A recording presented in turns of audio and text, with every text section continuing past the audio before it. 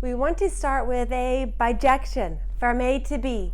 And then we want to show this, that when we have the inverse function and we compose in both directions, that we get the respective identity functions on B and on A. Okay, but we have to be careful here because in group work in class and also some other things you may have proved, we use this. So this is something stated in the text and says leave it as an exercise. And so you don't want to use this in the proof, right? That would be assuming what you're trying to prove. We must proceed with caution. So what is it exactly that we know? Let's get that straight. What can we use in our proof? Okay, well, we know that bijection means one-to-one and onto. Okay, so you can use the meaning of both of those. We also know that F from A to B is a bijection if and only if the inverse relation, we defined that this is the inverse relation. Maybe I'll even write that. The inverse relation is a function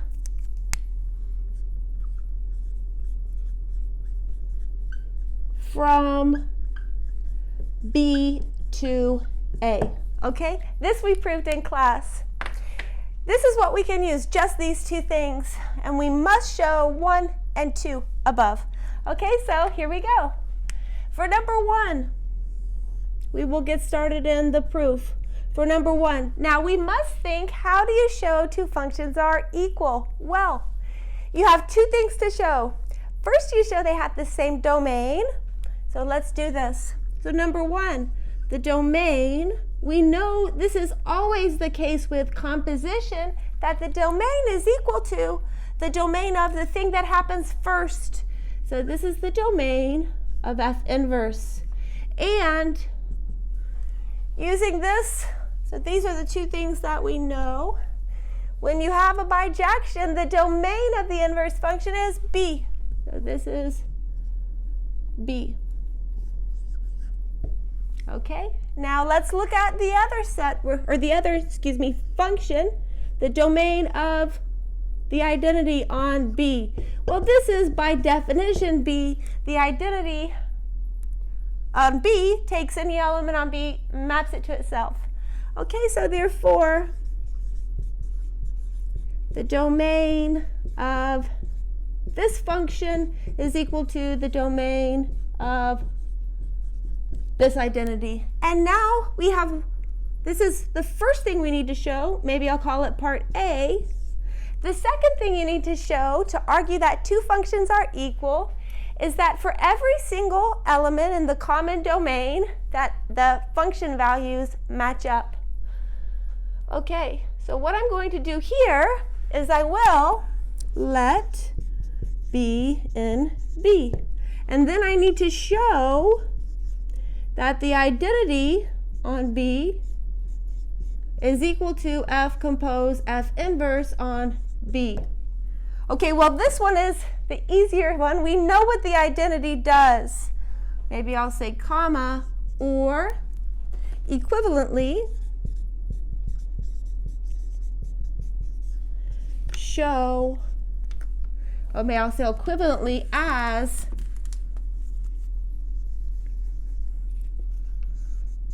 the identity just gives us this. We need to show that F compose F inverse of B equals B. This is where you have to be careful because you're very used to, for instance, in a group work we did, you're very used to just writing this. But here we're actually trying to prove it. And how am I going to do this? Well, what do I know?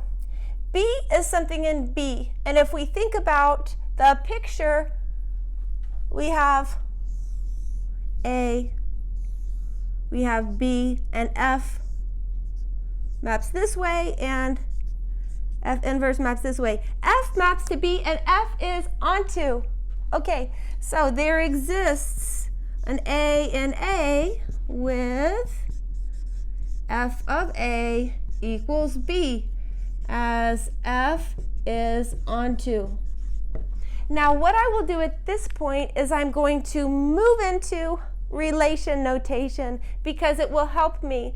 So if I know F of A is B, so thus this gives me that A comma B is in F.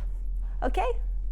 This is the way that we go between function notation, relation notation. Now, F inverse is the inverse relation. So we know then for F inverse, we have interchange them. B, A is in F inverse. Okay, because it's the F inverse relation. Now I am ready to evaluate. So I am trying to evaluate here, F compose F inverse of B.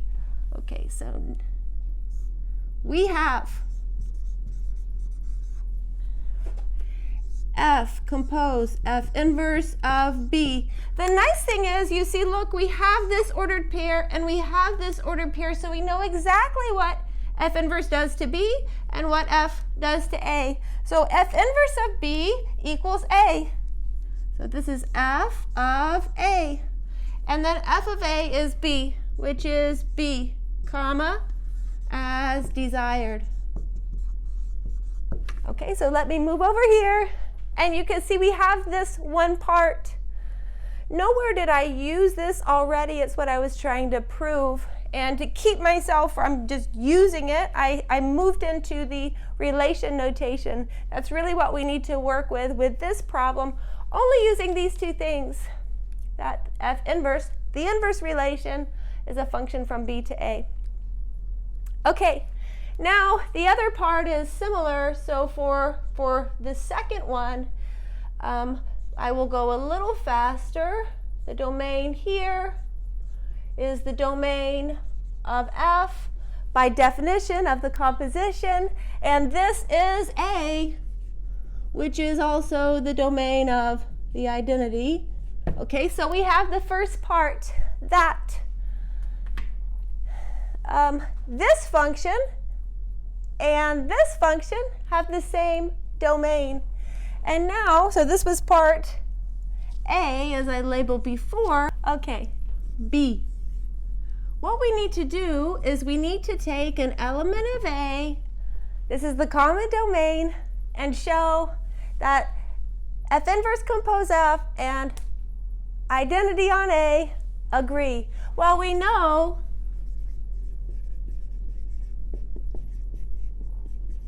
that the identity just gives you back A. So now what do we need is we need to show that F inverse compose F on A is A. And then we will be done with part 2, but also with the proof of this proposition. Okay, so I'm going to move back into my relation notation to help me with this. So let's say, well, we know F of A is B for some B in capital B. This is because F is a function. Okay, now let's unravel this. So thus, A comma B is an element in the relation F, and B comma A is an element in the inverse relation, because if you have this in F, then the corresponding thing in the inverse relation would be B comma A. Okay, now we are ready to make this observation. Because I know exactly what's happening with F and exactly what's happening with F inverse. So F of A is B. And F inverse of B is A, as desired. Okay, and well, we can add a line if we want that F inverse compose F is the identity on A, if you would like, but we have it here, okay? So in part A, we assume that F and G are both 1-to-1, and then we want to show this function composition is also 1-to-1.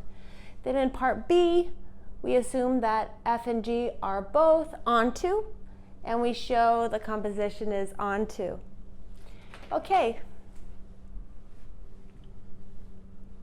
So here we have to go and use what it means to be 1-to-1 and onto. Here for 1-to-1, we want to suppose we have two elements. So let's say X and Y are in A. Here, the domain of the composition is the same as the domain of F. And we want to suppose that G compose F of X equals G compose F of Y. And we want to show that X must be equal to Y. This is how we show something is 1-to-1. Okay, well, let's think about the definition. So we have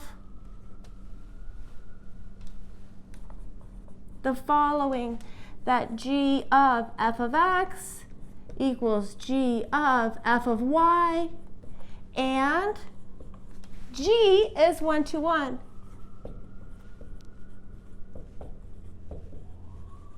So therefore, we can conclude that F of X equals F of Y, using that G as 1-to-1. Okay, so now, since F is 1-to-1,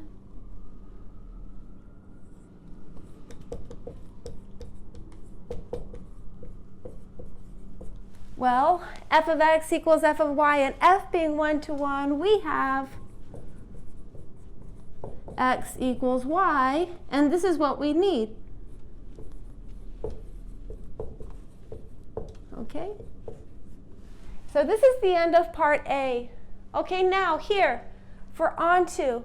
Now, what does it mean to be onto? It means that, well, the image of G compose F is all of C, or another way to say that is every single element in C is G compose F of something. Okay, so we just let C in C. And if we look here, G goes from B to C, F goes from A to B, and G is onto. So that means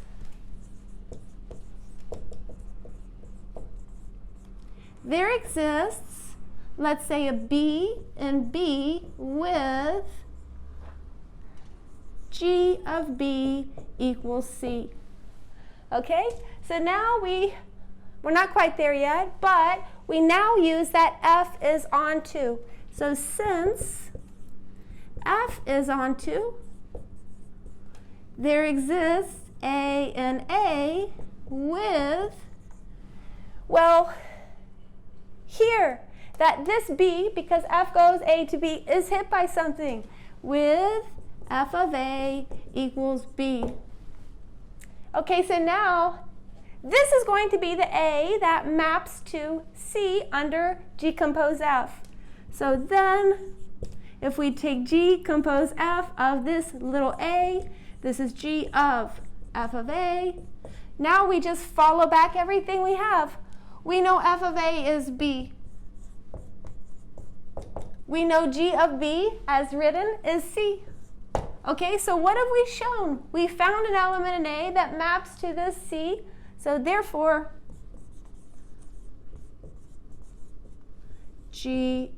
compose F is onto. And that completes the proof of part B. What I'd like to discuss is these two questions, which are quite interesting. When you have a function that maps from a set to itself, or another way to say this is that F as a relation is a relation on A.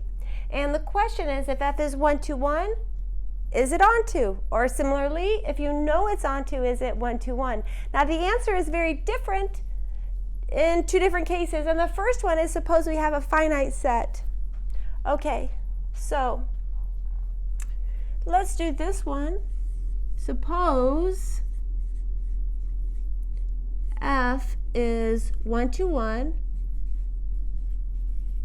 Now, I'm going to say that it is the case. So I claim F is onto. Now, why would this be the case? Well, okay, so let's say capital A, we know it has n things.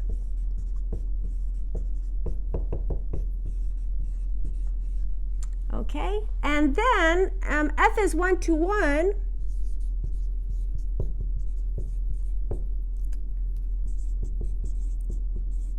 One way to write this is if A, let's say I is not equal to AJ, then F of AI is not equal to F of AJ. Now, this is one of the ways. There are a few ways to say 1 to 1, but this one will help me as follows, because now let me make a set. We know this, the image of F consists of F of A1, comma, F of A2, comma, F of A3, etc., all the way out to F, of AN. This is our image, and even if F was not 1 to 1, this would still be true. We know in sets, if I had some element listed twice, it wouldn't really be there twice, but there's no repetition. But these are all distinct. That's what this says. So notice here, if AI is not equal to AJ, F of AI is not equal to F of AJ, that F is 1 to 1 shows, or means, maybe I will say means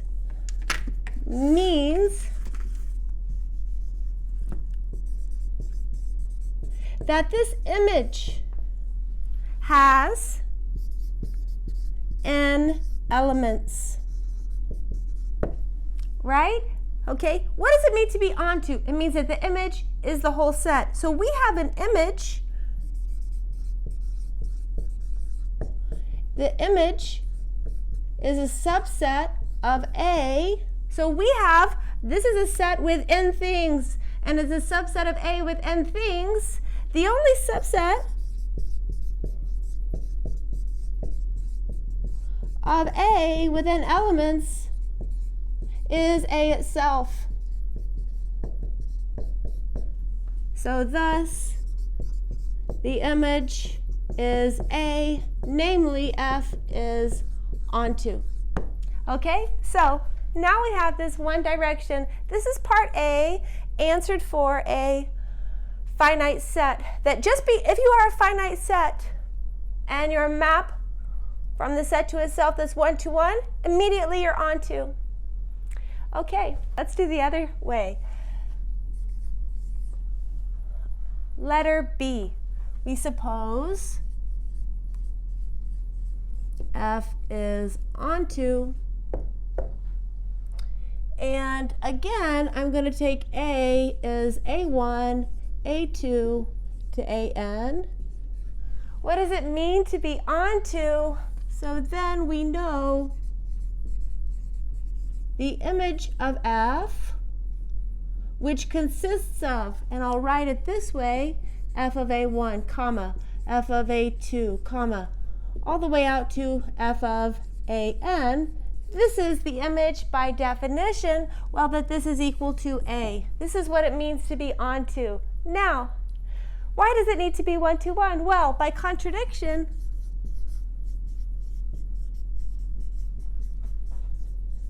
assume F is not 1 to 1.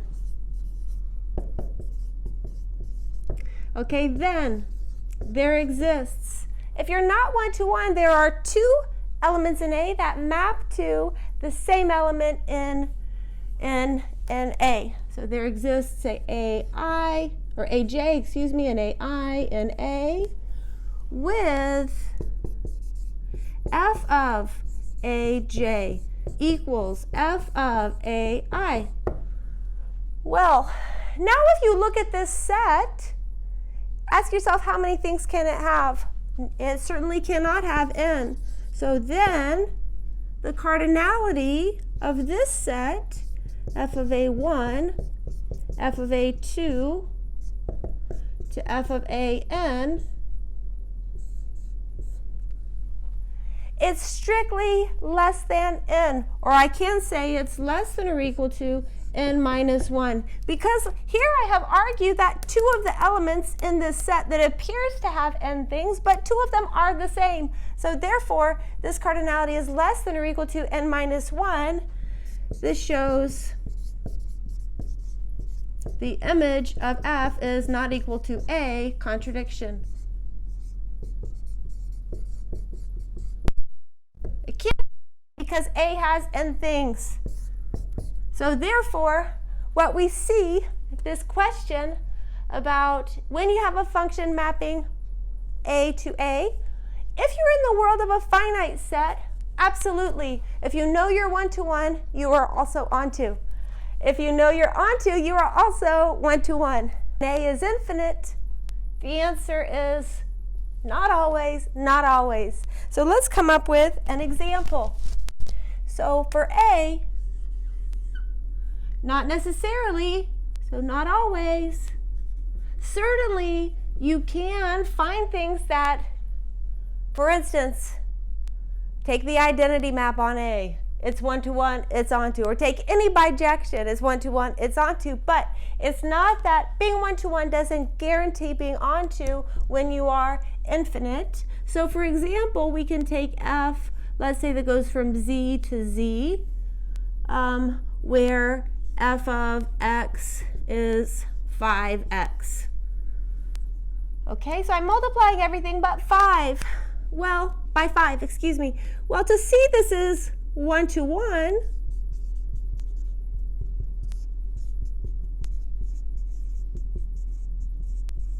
why is this? Well, we take two things in z, suppose x, y are in z, and f of x equals f of y. So thus, what does this mean? 5x equals 5y. Now we just divide by 5. Dividing by 5, we have x equals y. And this is exactly how you show something is one-to-one.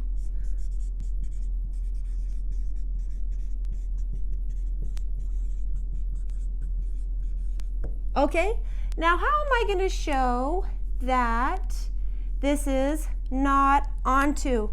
Well, pick something that is not a multiple of 5. So notice that 3 is in z and 3 is not in the image of f because well, to be in the image, well, there is no 5 does not divide 3, right? There is no integer x, so that 5x equals 3.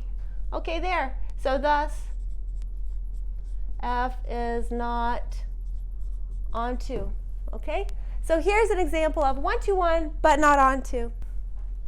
Okay, let's do B, which is the other one. We are given f is onto. Does it imply f is one-to-one? And when you have an infinite set, not always. What's an example? So let's do f. It's fine. We can do from z to z. Again, the same set A. This is an infinite set. And we will define it as follows. Let's say x over 2, if x is even. And then let's say x minus 1 over 2 if x is odd. Certainly, if you're even, you divide by 2, you land yourself in the integers. And if you're odd, of the form, say, 2k plus 1, you subtract 1, then you divide by 2. Again, you are an integer. Well, why is this onto? So claim f is onto, well, if I take any element in, maybe I'll call it y, take any element in z, I need to find something in z that maps to it. Then 2y is in z, 2y is even, means that f of 2y is 2y over 2 is y. Okay, so thus f is onto. How we show something is onto, we take an arbitrary thing on this set and we have to find something that maps to it. Okay? Now I'm also claiming that f is not 1-to-1 as I just need two different numbers that map to the same thing. Let's see. F of 2 is 2 over 1, which is 1. And f of 3. 3 is odd. We take 3 minus 1, 2 over 2, which is 1. But 3 is not equal to 2. Therefore, f is not 1-to-1. Counterexample. So this question, as we see, is very different in the infinite case than it was in the finite case.